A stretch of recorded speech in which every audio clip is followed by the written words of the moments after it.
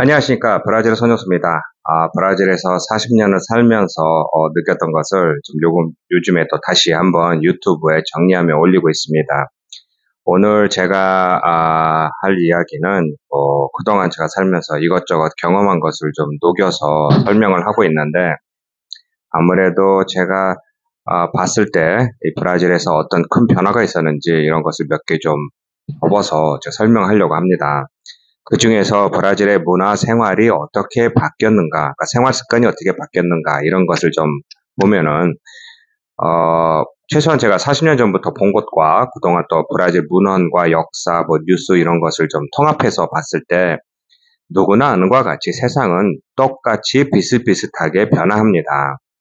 예전에, 그뭐 6, 70년대만 해도 농장 생활이 많았고, 또 도시로 많이 사람들이 유입되면서, 또 이들이 어 아버지는 이제 밖에서 일을 하고 어머니는 이제 집에서 이제 가정을 돌보는 그런 모습이었고요.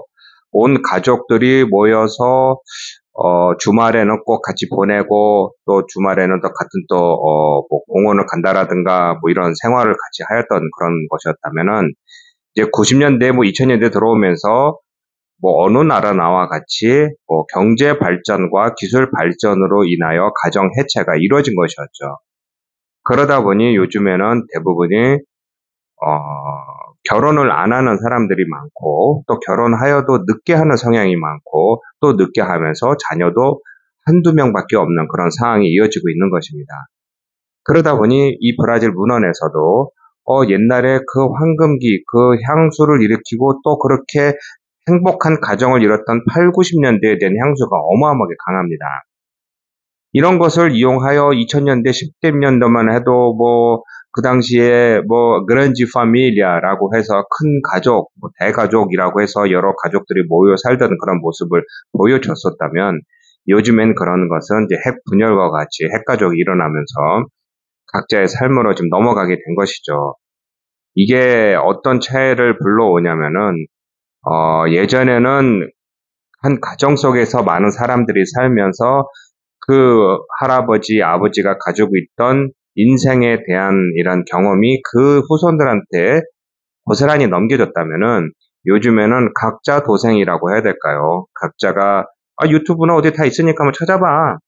그러니까 예로 뭐 벽에 뭐 문제가 생겼는데 이것을 어떻게 해결해야 되냐 연락하면 야, 유튜브 찾아봐. 다 있는데 무엇을 어떻게 해야 되고 무엇을 빼야 되는지 뭐 이런 식으로 바뀌다 보니 사실 그렇게 제가 설명드린 것도 누구는 쉽게 할 수 있지만 일반 사람들 안 해본 사람은 쉽게 할 수가 없고 또 큰 사고도 이어질 수 있는 것이죠. 이런 것이 다 연결되다 보니 무엇인가 어떤 것을 좀 좀 해결하고 새롭게 하고 결정한다 이런 것이 좀 많이 늦어지는 성향이 있는 것이라고 봅니다. 그러니까 제 주위에 아파트에 사는 사람들도 젊은 사람들 보면은 무엇인가 뭘 어떻게 해결한다는 능력이 있는 것이 아니라 이거 무조건 사람 불러야 돼. 야, 이거는 새로 사야 돼. 이것은 없어. 이건 뭐 어떻게 할 수 없어. 라는 등 쉽게 포기하고 이런 바뀌는 그런 성향이 있는 것이죠. 이게 경제적으로 시장이 많이 활성화돼 있고, 뭐 활발하게 쓰고 있는 외국 같은 경우에는 쓰다가 버리고 새롭게 사는 게 쉽지만 브라질 같이 이 중상층의 이 소비력이, 구매력이 많이 떨어진 나라에서 그 쉽게 일어날 수 없는 것이죠. 어쨌든 이런 것이, 어, 뭐 이런저런 문제로 인하여 브라질에서 이렇게 발전이 많이 늦어지고 또 소비가 많이 떨어지는 것입니다. 그러니까 핵 가족이 일어나면서 부모로부터 이런 제대로 된 이런 경험이 많이 내려오지 않으면서 국민들의 소비력도 이제 많이 바뀌게 그런 된 현상이죠. 뭐 이것은 뭐 꼭 브라질뿐만 아니라 전 세계적인 추세이고요. 특히 뭐 요즘에 온라인 이런 판매가 굉장히 지금 활발하게 이루어지다 보니까 이를 이용하여 집 밖에 안 가고 무조건 주문하는 것이 많은 그런 현상이 일어나긴 합니다. 이런 게 좀 재밌는 게, 예전에는, 차를 가지고 또 이렇게 슈퍼마켓 가서 엄청나게 많은 이제 제품을 좀 많이 사서 한 달 내내 먹던 그런 시절이 있었습니다. 그 시절이 언제였냐면은 우리가 알고 있는 것 같이 이제 80년대부터 시작해서 90년대 중반까지 이어지던 초인플레 시절이었습니다. 자고 일어나면 물가가 2배 이상 뛰는 그런 상황이었기 때문에 누구나 다 그것을 많이 지금 있는 돈으로 사면은 좋다라고 해서 많이 쌓아뒀던 시절이었는데 지금은 이제 당연히 물가는 계속 오르고 있지만 뭐 지금 기준금리가 15% 정도 선에서 왔다 갔다 하니까요. 어찌됐건 이런 상황에서 브라질 국민들도 예전과 같이 많이 물건을 쌓아두고 쓸 수 있는 그런 상황이 아닌데, 더군다나 또 위험성도 있다 보니 또 귀찮기도 하고 차를 가지고 하이퍼마켓으로 가는 것도 쉽지가 않은 것이죠. 예전에는 무슨 주말 프로그램이나 무슨 날에는 뭐 그냥 온 가족이 다 슈퍼마켓 가는 날이야라고 해서 그냥 대가족이 가서 그것을 다 싸서 짐을 싸서 한두 시간 동안 계산하려고 서 있다가 그걸 또 다시 또 차에 싣고 집에 오고 하는 것이었다면은, 요즘은 분열된 그런 가족 시대이기 때문에 제대로 못하고 웬만해서는 그냥 인터넷으로 한두 개만 그냥 주문하여 그것을 좀 집에서 배달받는 그런 상황이죠. 그러면은 가격은 어떻게 되느냐? 예전엔 당연히 더 싼 시절이 있었고, 요즘엔 뭐 유튜브로 뭐 아니면 뭐 인터넷으로 다 가격을 비교를 하다 보니까 어떤 게 싸다 안 싸다 그런 것은 큰 의미가 없고요. 나한테 편하게 배달되느냐 안 되느냐 이런 평가를 하는 그런 시절이죠.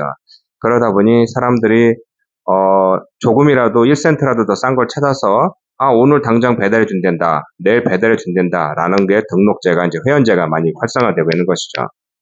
그러면 여기서 아까 처음 설명드린 것 같이 가족이 분열되면서 경험이 축적되지 않으면서 쉽게 고칠 수 있는 것을 쉽게 사는 소비로 바뀌었는데 뭐가 문제냐? 브라질의 고질적인 소비력이 구매력이 낮기 때문에 쉽게 바꿀 수가 없는 것입니다. 그러니까 쉽게 해서 한국나 미국에서 뭐 쉽게 해서 한 50불이라고 생각합시다. 50불도 작은 돈은 아니지만 50불짜리 제품이 뭐 선풍기라든가 뭐 하나가 고장이 나가지고, 조그만 선풍기 뭐 아니면 장난 같은 거라도 쓰다가 문제되면은 그냥 버리고 새로 사게 되는데, 브라질에서는 그걸 새로 살 수 있는 여력이 많이 없다는 것이죠.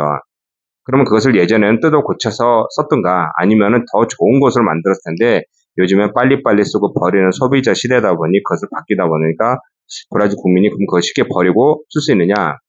이게 이제 바로 문제가 되는 것이죠. 그것을 쉽게 살 수 있는 구매력이 낮기 때문에 못 사기 때문에 조금이라도 더 싼 제품을 사게 되는데, 판매자 입장이나 제조업 입장에서는 어차피 구매력이 낮은 국민이기 때문에 싼 제품을 만들게 되고, 이 싼 제품은 당연히 쓰다 보면은 아무 쓸모없이 금방 고장나기 때문에 버려지게 되는 이런 악순환이 계속되는 겁니다.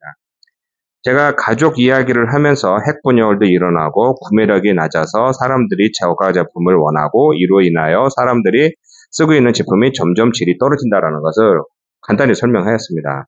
그러니까 이런 복잡성이 있기 때문에 좋고 비싼 제품이 많이 있기도 하고 선호하기도 하지만, 일반적인 소비재 같은 경우에는 싼 것을 너무 찾기 때문에 이런 문제가 일어나지 않나, 뭐 이런 식으로 제가 뭐 살면서 이렇게 경험했던 것을 간략히 설명해왔습니다. 다음에 또 이어서 또 브라질에서 제가 경험한 것을 또 시장 변화라든가 뭐 정치 경제라든가 이런 것을 좀 설명하도록 하겠습니다. 고맙습니다.